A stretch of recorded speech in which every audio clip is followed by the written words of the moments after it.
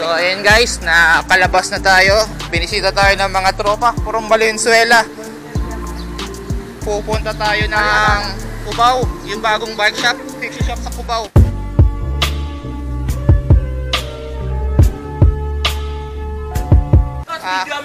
Malapit sa TIP. For sure. Nandito kasama ko si Idol Tolitz.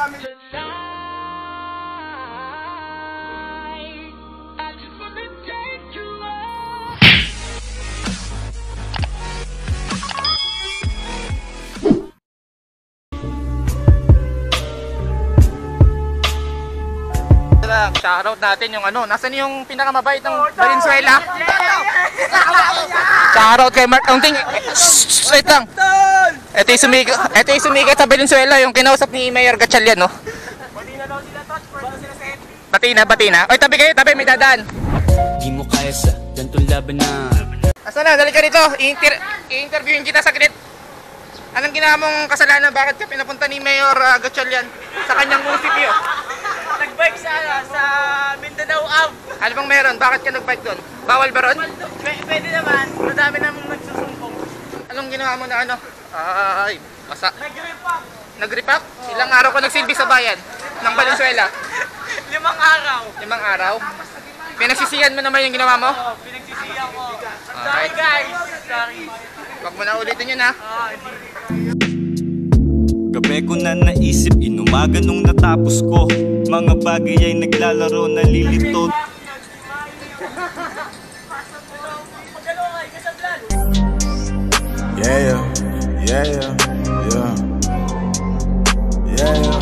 Yeah.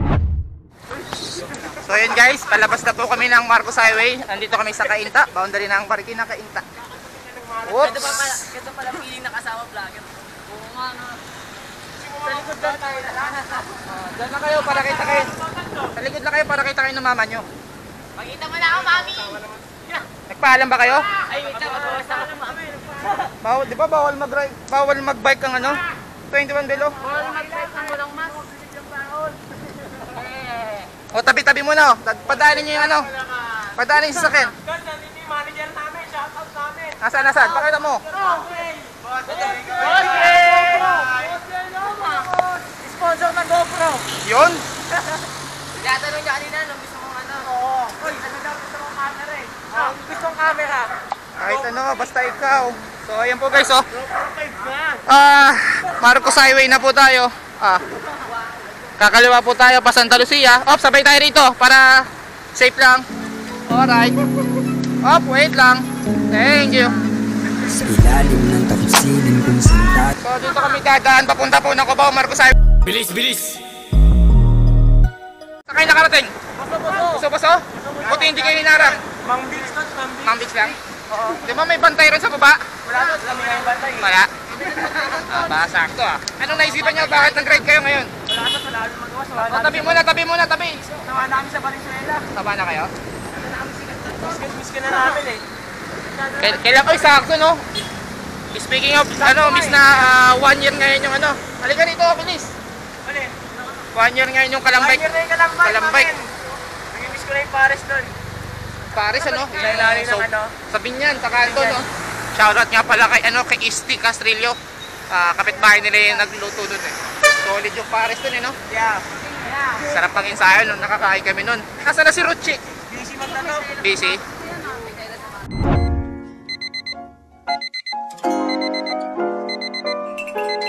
Pares tayo ng bike ah. Ayun nga pala oh. Anong naisipan mo? Bakit ka nagpalit ng frame? From Totobi to LB daw. Nasiraan ang ulo? Okay ka naman ngayon? Mas matuling ka ba ngayon dyan sa bike mo? Yun oh. Kaso hindi pa natetesting, wala pang laro no? Next year matetesting natin yan. Pag meron ng karera-karera. So ayun po, update lang. Andito na kami sa Marcos Highway, Santa Lucia. At tarat-tarat na kami pakubaw. In 3, 2, 1.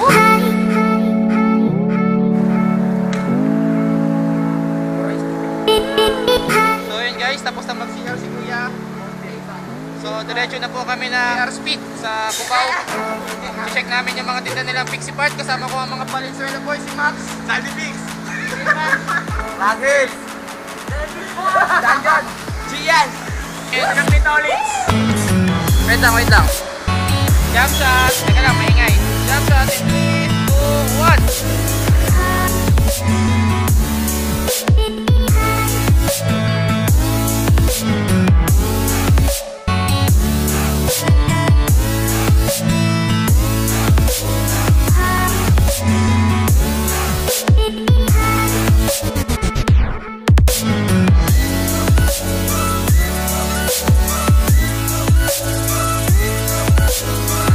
So yun guys, andito na po tayo. Kakalagpas lang natin ng TIP at nandito ngayon tayo sa 20th Avenue.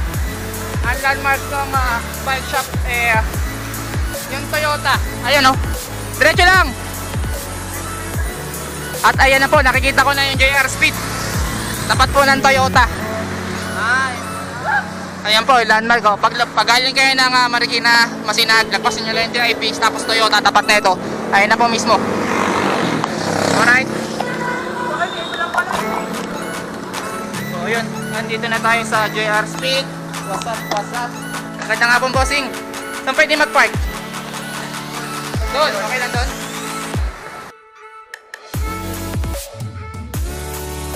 So ayan, habang nagpapahinga, bike check muna tayo. Bago nga pala ang Pixie frame ng Kuya Max natin. Anong brand yan? LBD daw. Saan mo na-score yan? Swap lang o binili? Swap. Nice. Masaya ka naman sa bago mong frame? Yeah, ako. Hello mga sa TV na ako. Ano ang gear ratio mo?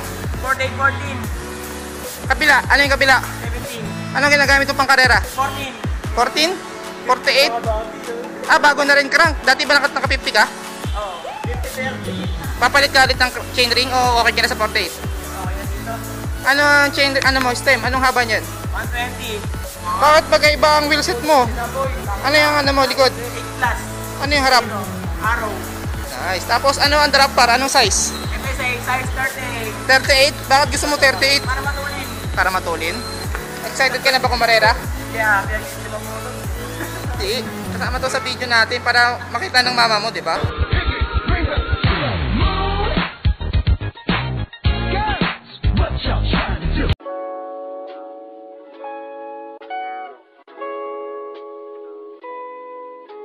Isa, dalawa, Ayan guys, tapos na kami magpahinga, papasok na kami. Ay, wait lang, wala pa si card card. Ganyan ka lang.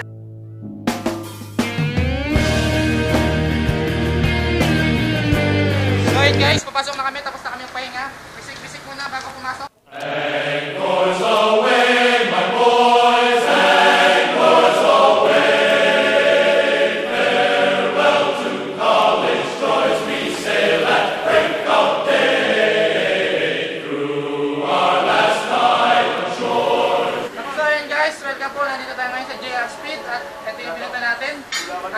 Foldable box para po to sa mga nag-bike to work. Napakamura oh. 550, Madam Lenny. So, marami pa po kayo stock nito. Hindi na ganun kadami pa. Mga nasa 20 na lang oh. So, yun guys oh, 550. Bagong shop lang to. Kanina ko lang nalaman at sinama natin ang shoutout natin, tropang Valenzuela boys. So, ay, palakita kayo ng mama nyo. At ito nga po. Hawak ko, pinakamaganda. basket. Foldable po to. So, yun guys, papakita natin kung paano pinufold tong ating basket. So, ayan na po. 1, So easy. 2, 3, 4. So, ayun o, di ba? Napaka-cute o. Pag kaya nyo Pag gamitin. walang laman, pwede naman. So, ganyan. So, ayun.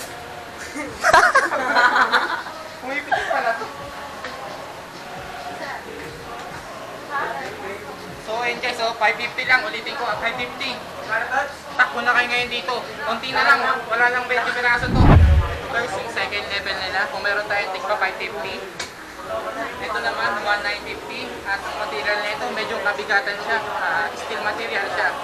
So, front track po to, front track din. Pag kinabit ko, parang ganito yung tsura niya. At ito naman yung pangatlo nilang rack. Ang tawag naman dito, pizza rack. 2-in-1 na po siya guys. White bar, tapos may rack na, pizza rack. Nagkakahalaga po ng 2,995. At ang brand niya po, Peace. Ano po to? Pag chinek niyo sa IG, sikat na sikat po to sa Instagram. Ang Peace ang isa sa mga nagbebenta ng outboard crank na pinakamura, 3.5 at meron din sila. Ayun, ito naman, aluminum material. Lightweight, siguro nasa less than 1 kg to. Alright.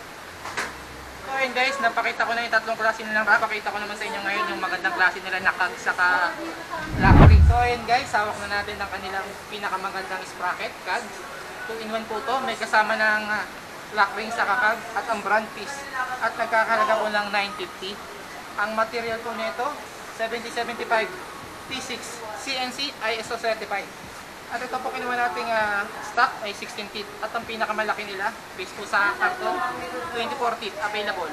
Nagkakalaga lang po ng 950. At napakagaan nito guys. Tinimbang ko kanina, ilang guhit lang. Ayun o, napakagwanda. Matte finish po siya. At ito naman po yung kanyang tag. O, diba? Napakagwapo. 950 lang guys ha. Dito nyo lang mabibili yan sa GR Speed. Aurora Cubao. Alright. Ito naman ulit guys, Peace brand din. Crankset, ito yung pinakamura ngayon sa market. Outboard na siya. 3.5 only. Ito naman, uy, 51 feet oh. 51 feet. Check natin yung kabila. Yung isa niya 49. So itong gawakan natin, race ready na to. Maganda to pa karera guys oh. Ingay. So yun guys oh.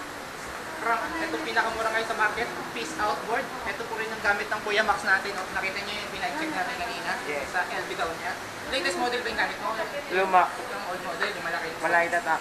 Yung pinakaiba ng old saka latest model, yung ito lang, yung double lang, mas pinaliit. Anong gamit mo? Chainring? Peace. Anong chainring nyo lang? 48 feet. So ito, 51.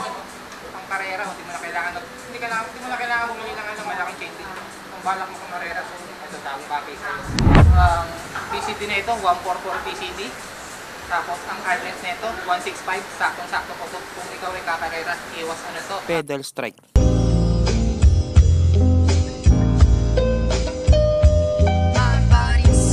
At kung nagkahanap naman kayo na brakes set, meron na rin sila rito. Kaso standard clamping lang at nagkakalaga po ng 1,500. Harap likod na po ito. Para sa mga newbie na pixie boy dyan, ganun kayo ng preno para safe. At kung hanap nyo naman yung matibay na chain, kaya ng gamit ko, yung dilaw, kung nakita nyo na yung bike ko, ito po yung brand nun, YBN. May kulay lang sa akin pero parehas po natatak yun. Ito naman, chrome polish lang siya at nagkakalaga po ng 1,100. Kung meron na rin mga pyesa at balak nyo bumuha ng pixie, meron din sila rito mga frame set. Ayan po, colorful. At nagkakalaga lang po lang 4,500 frame fork. Yung fork po niya, parehas po na steel material po. Kung hanap nyo naman guys pang lifestyle, meron din sila rito sa GR Speed. At nagkakahalaga lang ng 15,000 tri-spoke. Carbon po to, ang brand po niya, Zero. At pinaghahanap naman kayo ng pang classic build, available din po sa GR Speed Bike Shop. Wheel set po, 6,000 na po bigay ko. 2024 na, at yung hub po niya, napaka-astig oh. Email na po siya, naka-bolt type. Ito kanya rear wheel, valve, fix na po ito. Pwede nyo kapitan ng malaking kag dito sa ating paliwanag ko, para po sa mga newbie na babalak magbuo ng bike. Napakahalaga po ng sakto sa inyong size. Kapag size 50 guys, para po ito sa height na 5'5 to 5'7. Depende kasi mayroong ibang tao na mahaba ang galamay. At ito naman, pakita natin size 52.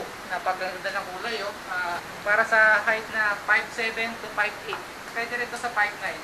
Mag-a-adjust. Mas maganda, mas maliit na frame para magmamahaba kayo ng step. At siyempre mas guwapo ang mas mataas ang seat post. At siyempre ito na last guys oh, size 46. Ito yung para sa height na 5 flat. Pwede rin ito sa 5'2". 5'2" pababa. Dapat ang size ng brake nyo, size 46. Huwag kayong magsa-size, kung huwag kayong kukuha ng size 48 or size 50, kung ang height nyo ay 5 flat or 5'2". Dapat size 46 para komportable kayo. At syempre para gwapo ang bike, pwede kayo dito mag 110, 120 or 130. Syempre mataas ang seat post, di ba? Gwapo ang forma. Ito naman tayo sa gulong guys, so gusto nyo maporma yung pixie nyo, kukuha kayo ng gamol. At ito pinakamabenta ngayon, Kenda. Presyo nito 1.2. Kung balak nyo kumarera, huwag kayong gagamit ng 23C, gamitin nyo 25. Kung pasok ang 28, mas maganda. 1.2 only. Fair na po. So ayan po, si Madam Lenny nga pala, anong oras po nag-open po yung store nyo? We open at 9 and we close at 6. Araw-araw po ba kayo nagbubukas? Yes, bukas kami every day. Kahit po holiday na open kayo, ilang buwan na po itong store nyo? Matagal na yung store namin. Originally sa motor kami. Pero we just started with the bike accessories. Itong March lang. Bakit po naisipan nyo mag-pixie? Nag-pixie din po ba ang anak nyo? Hindi, yung husband ko. Pixie rider o ano pong Ano bike? siya? Lahat ng bikes meron siya. Oh, so yun guys, kung naghahanap kayo ng Pixie components, meron na tayo dito sa Cubao malapit. Ang landmark niya, tapat ng Toyota. Ito nga pala yung mga kasama ko kanina, bumisita sa bahay. Nag-e-edit na ako kanina eh. Sakto, dapat napunta talaga ako dito. Eh bumisita sila, kumatok si Kuya Max at naisip ko na pumunta na ngayon. Kaya ito, nanggulo na tayo sa shop nila. Ano nga po pangalan niyo ulit? Lenny. Madam Lenny, maraming salamat po. So yun guys ha, kung nag-enjoy kayo, ano yung nagagawin, like, share, comment, and subscribe. Solid number 1.